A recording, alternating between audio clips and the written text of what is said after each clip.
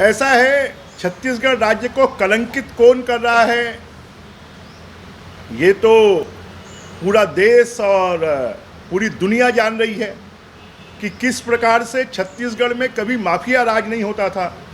आज यहाँ पर छत्तीसगढ़ में शराब माफिया कि जितना पैसा सरकार के खजाने में जमा हो रहा है उससे दुगना पैसा कांग्रेसियों और सरकार के व्यक्तिगत खजाने में जमा हो रहा है। रेत माफिया, समाचार पत्रों के पन्ने भरे पड़े हैं कि 15 जून से रेत की खुदाई समाप्त हो जाती है, परंतु हमारी ये सरकार कितनी पंगु है कि सरकार के जो शासकीय ओवर ब्रिजेस बने हुए हैं उनके खंबे के पास में रेत खोद दी गई है, जो बिजली के टावर हैं उनके पास में रेत खोद दी गई है और सरकार बोलती है कि हम उसको रिपेयर करेंगे, दोबारा बनाएंगे। अरे जो लोग खोद रहे हैं उनके खिलाफ में कार्रवाई क्यों नहीं कर रहे हैं?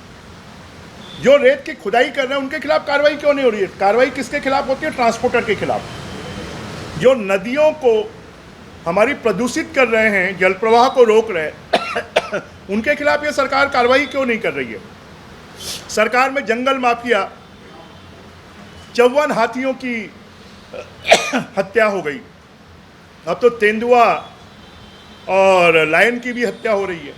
हिरण और कोटरी ये तो अनगिनत हैं। जमीन माफिया कि लोगों की ज़मीनों पे किस प्रकार से कांग्रेस के लोग कब्जा कर रहे हैं, बंदरबाट चल रही है।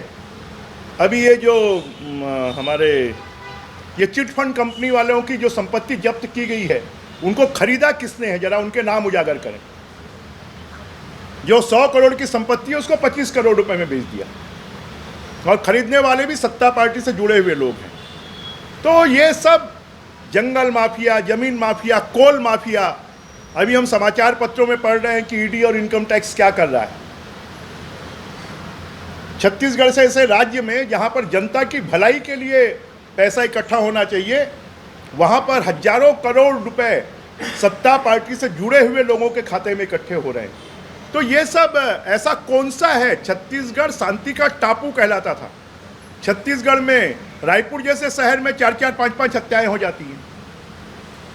यहाँ पर भी उदयपुर की घटना को दोहराने की कोशिश होती है। तो छत्तीसगढ़ में शासन प्रशासन नाम की कोई चीज़ नहीं है। खाली सत्ता में बैठे हुए मुख्यमंत्री सहित सभी मंत्री अपनी कुर्सी बचाने के लिए लगे हुए हैं और छत्तीसगढ़ का बदहाल कर दिया, छत्तीसगढ़ को बेहाल कर दिया।